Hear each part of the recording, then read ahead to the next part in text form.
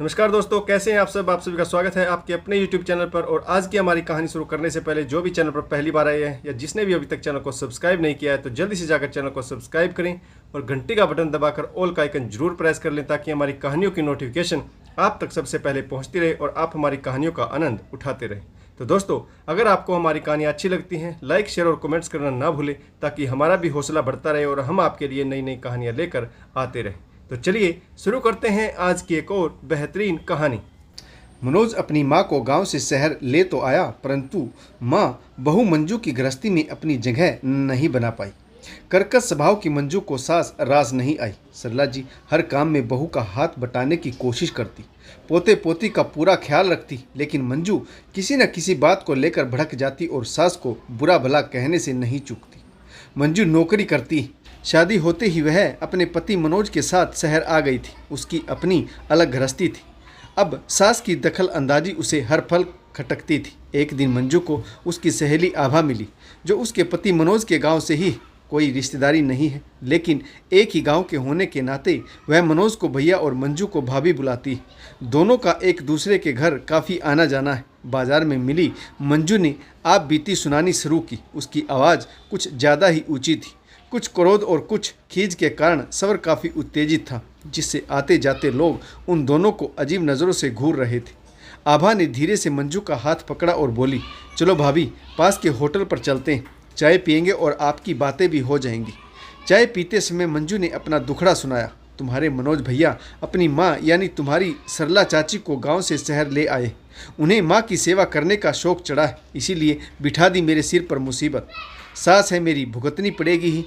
आभा उसी गांव की तो है, बचपन से देखा है उसने सरला चाची ने कितना संघर्ष किया है।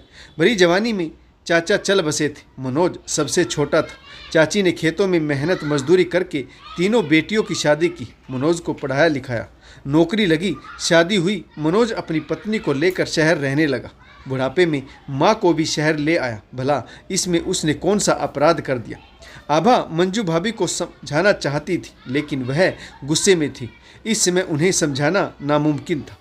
फिर मंजू गुस्से में बोली, गांव में रहती थी तो उन्हें खर्चे के पैसे भेजने पड़ते थे। उन्हीं के लिए तो मैंने नौकरी शुरू की थी। उन्हें बुढ़ापे में खाने पीने पहनने ओढ़ने की कमी ना हो, इसके लिए क्या नहीं किया हम दोनों पति पत्नी ने। लेकिन शहर में आकर तो उनके पंख निकल आए। आभा ने पूछा, क्या कह रही हो भाभी? ऐसा चाची ने क्या कर दिया? मंजू चिढ़कर बोली, तुम घर आकर देख लेना, हो सके तो उन्हें समझा देना। क्या बुढ़ापे में ऐसे करना उन्हें शोभा देता है? घर को कबाड़ खाना बनाने पर तुली हुई। समाज और गांव के लोग क्या कहेंगे? बेटा माँ को शहर ले गया और माँ से बुढ़ापे में यह सब करवा रहा है। आभा को कुछ समझ नहीं आया। मंजू ने भी साफ साफ कुछ नहीं बताया। आभा ने मन बना लिया कि अगले रविवार को वह पति और बच्चों सहित मनोज भैया के घर जाएंगी और देखेंगी कि सरला चाची वैसे तो बहुत समझदार है और व्यवहार कुशल महिला है, फिर शहर आकर उन्होंने ऐसा क्या कर दिया जो मंजू भाभी इतना गुस्सा है। घर आई तो आभा घरेलू मामले में उलझ गई। बच्चों के एग्ज़ाम, घर के अनगिनत काम और बीच बीच में टपकने वाले मेहमानों के कारण आभा को कुछ याद ही नहीं रहा। फिर एक दिन उसके पति राहुल ने बताया कि सरला चाची ने मनोज भैया के घर बच्चों का क्रैच खोल दिया है। राहुल भी चाची की इस हरकत से नाराज़ था। वह बोला, इस उम्र में उन्हें ऐसा नहीं करना चाहिए था। क्या बहू बेटे उनका खर्चा उठाने से मना करते हैं?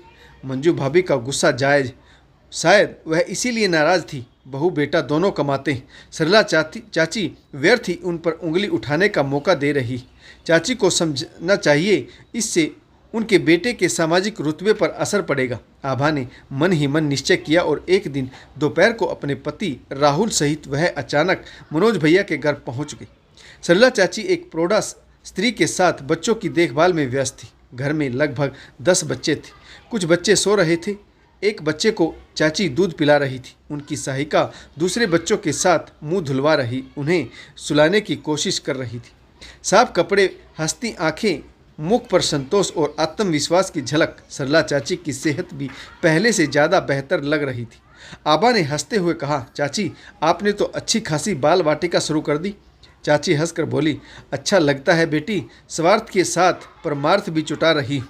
राहुल ने कहा, पर आप थक जाती होंगी, इतने सारे बच्चे संभालना हंसी खेल तो नहीं। सरला चाची बोली, रुको बेटा, चाय बना कर लाती हूँ। फिर तुम्हारी बात का जवाब दूंगी। अपनी सहायिका को कुछ हिदायतें देकर चाची रसोई घर में चली गई। उन्होंने आभा और राहुल को भी अपने पास ही बुला लिया। चाय का प्याला थमाते हुए चाची बोली, देखो बेटा, अपने पोते पोती के पीछे भी तो मैं दौड़ धूप किया करती हूँ। तब तो कोई सहायिका भी नहीं थी। घर के कामों में भी संपूर्ण भागीदारी निभाती हूँ, परंतु कभी बहू को मेरा किया पसंद नहीं आया। ना उसे मैं खाली बैठी सुहाती थी, ना ही काम करती हुई। हम बुजुर्ग औरतें घर में न जाने कितने छोटे छोटे काम करती रहती। अचार, मुरब्बे, पापड़ बनाना, पोता पोती संभालना, लेकिन उन्हें करते न रहने पर हमारी कोई कदर नहीं होती। बहू बेटा अक्सर कह देते, घर रहकर एक आध काम भी कर लिया तो कौन सा तीर मार लिया। बहू कमाएगी तो सास को यह सब तो कुछ करना ही पड़ेगा। यह कहते हुए सरला चाची ने गहरी सांस ली। अब आभा ने कहा, पर चाची, आपको इस उम्र में इस झमेले में पड़ने की क्या ज़रूरत थी। मंजू और मनोज भैया अच्छा खासा कमाते हैं।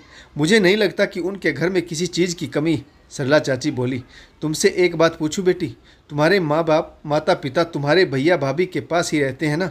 क्या खुश है वह? आभा की नज़रों के सामने उसके माता पिता की सूरतें घूम गई। ना कहीं आना, ना कहीं जाना। उनके कपड़े भी सब की ज़रूरतें पूरी करने के बाद ही खरीदे जाते हैं। आभा के मायके में उसकी माँ बाबूजी दोनों एक कोने में पड़े रहते हैं, कहीं किसी के रास्ते का रोड़ा ना बन जाए। सुबह सुबह खाली पड़े बुजुर्गों का चेहरा देखने से भैया भाभी का दिन खराब हो जाता है। छोटी छोटी ज़रूरतों के लिए भाभी के सामने माँ को गिड़गिड़ाते देखा है आभा ने। वह अपने माँ बाप की दयनीय स्थिति से अच्छी तरह से वाकिफ। वह उन्हें अपने साथ रखना चाहती थी, लेकिन भैया ने सामाजिक रुतबे का वास्ता देते हुए कहा था, माँ बाबूजी बेटी के घर रहेंगे तो लोग उस पर उंगली उठाएंगे। मजबूरी में माँ बाप बुढ़ापे में भी बेटे की इज्जत संभाल रहे हैं। आभा की आंखें अनायास ही नम हो गई। चाची ने धीरे से उनके बाल सहलाए और बोली, बेटी, तेरी आंखों में मैं तुम्हारे माता पिता की लाचारी पढ़ सकती हूँ। उसी गांव मोहल्ले की रहने वाली हूँ मैं। तुम्हारे माँ बाप को मैंने छोटी छोटी ज़रूरतों के लिए मन महसूस कर रह जाते देखा है। सरला चाची राहुल से बोली, सुनो बेटा, पति की कमाई पर जितना हक पत्नी का होता है ना, उतना बेटे की कमाई पर नहीं होता। इस कारण से आत्मनिर्भर होना हो गया था। बच्चे 9 बजे से आप आने शुरू हो जाते हैं और 5 बजे तक मेरी बगिया खाली हो जाती है और बच्चे आने की गुंजाइश लोग पूछने आते हैं, परंतु मैं मना कर देती हूँ। मुझे जितने पैसे की आवश्यकता है उतना मैं कमा लेती हूँ, फिर सेहत भी तो संभालनी। तब तक चाय खत्म हो चुकी थी। आभा और राहुल को वास्तविकता समझ आ चुकी थी।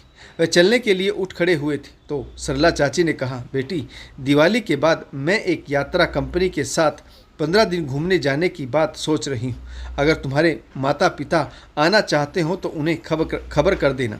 आभा के पास इसका कोई जवाब नहीं था। वह जानती थी भैया भाभी इतने रुपए कभी खर्च नहीं करेंगे।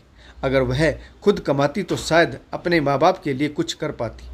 बेटियां भी तो ससुराल के लोगों से पूछे बगैर पति की कमाई से मायके में कोई मदद नहीं कर सकती। चाची तो स्वयं के भरोसे पर यात्रा करने जा रही। आभा कुछ बोल पाती उससे पहले ही राहुल बोला, चाची, आभा के माता पिता भी आपके साथ जरूर जाएंगे।